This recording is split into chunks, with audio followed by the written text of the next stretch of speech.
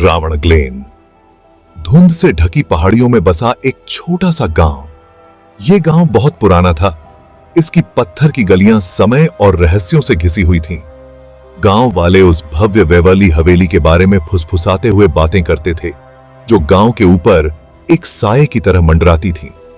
यह फुसफुसाहटों की जगह थी, एक ऐसी जगह जहां चांदनी में परछाइयां नाचती थीं।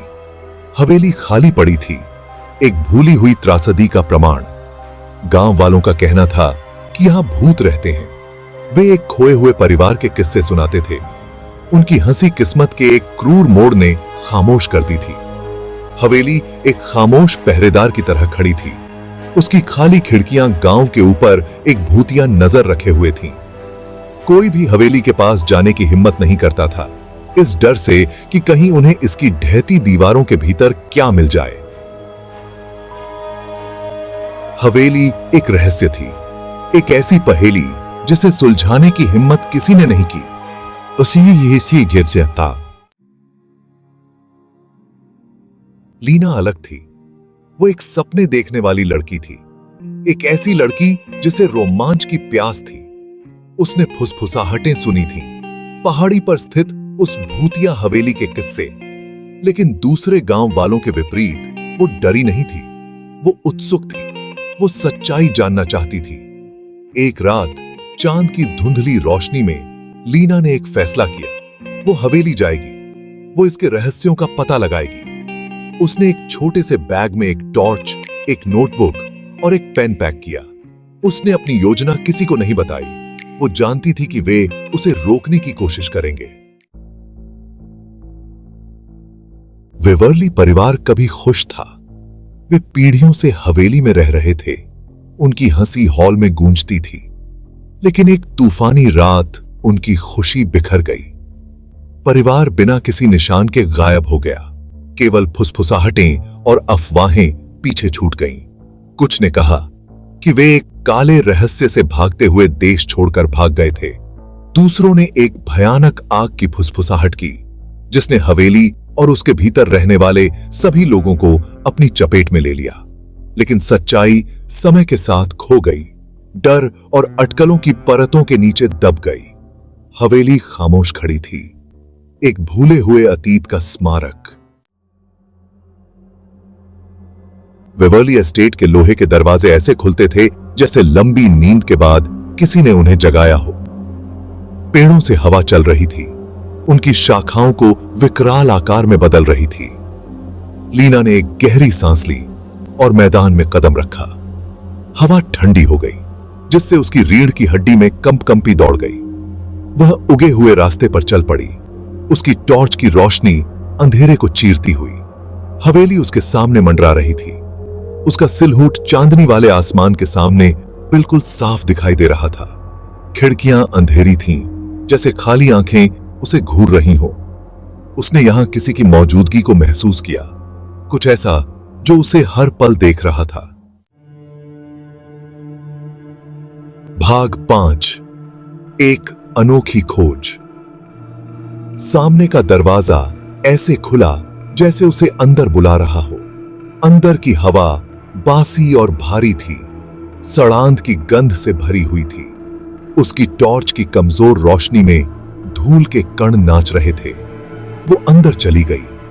उसका दिल उसकी छाती में जोरों से धड़क रहा था। हवेली खामोश थी। उसके दिल की धड़कन ही एकमात्र आवाज थी। वह कमरों में घूमती रही।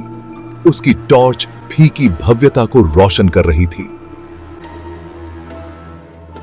उसे एक नर्सरी मिली। उसका रॉकिंग हॉर्स बीच में ही जम गया था। उसे एक लाइब्रेरी मिली, जिसकी अलमारियां धूल भरी किताबों से भरी हुई थीं।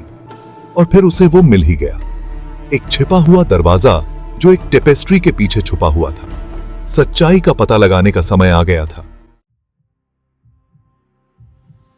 भाग 6, अंधेरे में फुसफुसाहटें। दरवाजा खुला। एक संकरी सीढ़ी दिखाई दी जो अंधेरे में नीचे जा रही थी। सीढ़ी से एक ठंडी हवा चली, अपने साथ हल्की सी फुसफुसाहटें लेकर। उसने एक गहरी सांस ली और नीचे उतर गई। उसका हाथ खुरदुरी पत्थर की दीवार पर टिका हुआ था। जैसे जैसे वह नीचे उतरती गई, हवा ठंडी होती गई, फुसफुसाहटें तेज होती गईं। वे उसके चारों ओर घूमते हुए प्रतीत हो रहे थे, उसे अपने रहस्यों से चिढ़ा रहे थे। वह लगभग शब्दों को समझ सकती थी, लेकिन वे बहुत धुंधले थे, समझने के लिए बहुत क्षणभंगुर थे। वह सीढ़ियों के नीचे पहुंची और एक बड़े गुफानुमा कमरे में चली गई। भाग 7। गुप्त कमरा। कमरा अंधेरा था, उसकी टॉर्च की कमजोर रोशनी से ही रोशन था। यह एक गुप्त कमरा था जो हवेली के बाकी हिस्सों से छिपा हुआ था। वह उसके द्वारा रखे गए रहस्यों का भार महसूस कर सकती थी, जो उस पर एक शारीरिक बोझ की तरह दब रहे थे। उसने कमरे के चारों ओर अपनी टॉर्च जलाकर देखी। उसका दिल उसकी छाती में जोरों से धड़क रहा था। फर्श पर मोमबत्तियां थीं, जो एक गोले में सजी हुई थीं। दीवारों पर अजीब और गरीब निशान बने हुए थे। ये निशान देखकर उसकी रीढ़ की हड्डी में कंपी दौड़ गई और कमरे के बीच में उसने उसे देखा, एक लकड़ी का संदूक जिसका ढक्कन थोड़ा खुला हुआ था। भाग 8। सच्चाई की एक झलक। वह सावधानी से संदूक के पास पहुंची। उसका हाथ कांप रहा था क्योंकि वह ढक्कन तक पहुंची थी। अंदर उसे पुरानी पत्रिकाओं का ढेर मिला।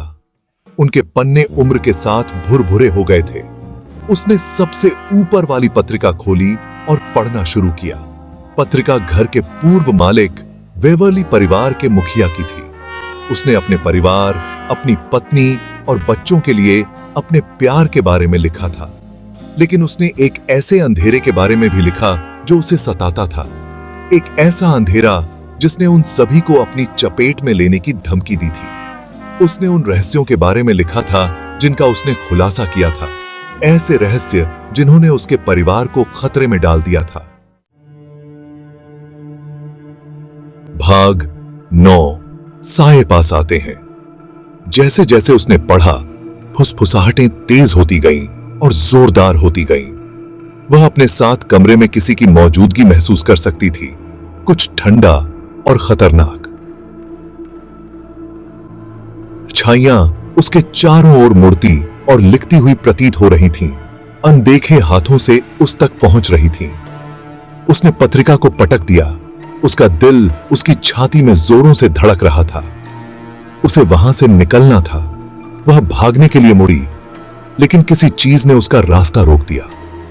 एक आकृति द्वार पर खड़ी थी। उसकी विशेषताएं परछाइयों से ढकी हुई थीं। भाग 10। एक भूतिया विरासत। वह आकृति आगे बढ़ी। उसकी आंखें एक भयानक रोशनी से चमक रही थीं। उसने उसकी ओर हाथ बढ़ाया। उसके स्पर्श ने उसके भीतर दहशत की एक लहर दौड़ा दी। वह चिल्लाई और पीछे हट गई। लकड़ी के संदूक पर ठोकर मार गई। वह वहीं पड़ी रही, डर से लकवाग्रस्त। जैसे ही वह आकृति आगे बढ़ी, वह नीचे झुका। उसकी सांस उसके गाल पर ठंडी थी। और फिर इसने बात की। उसकी आवाज एक धीमी फुसफुसाहट थी जो एक प्राचीन दुहक से भरी हुई थी। इसने एक अभिशाप के बारे में बताया, एक ऐसी त्रासदी के बारे में जिसे कभी भी पूर्ववत नहीं किया जा सकता था। इसने जिज्ञासा की कीमत के बारे में बताया, उस अंधेरे के बारे में जो सच्चाई को उजागर करने की हिम्मत करने वालों का इंतजार करता था। और फिर सब कुछ काला हो गया। हवेली बनी रही, पहाड़ी पर एक खामोश पहरेदार। उसके रहस्य एक बार फिर सुरक्षित हो गए। फुसफुसाहटें जारी रहीं, खोए हुए परिवार और उस अंधेरे की याद दिलाती रहीं जिसने उन सभी को अपनी चपेट में ले लिया था।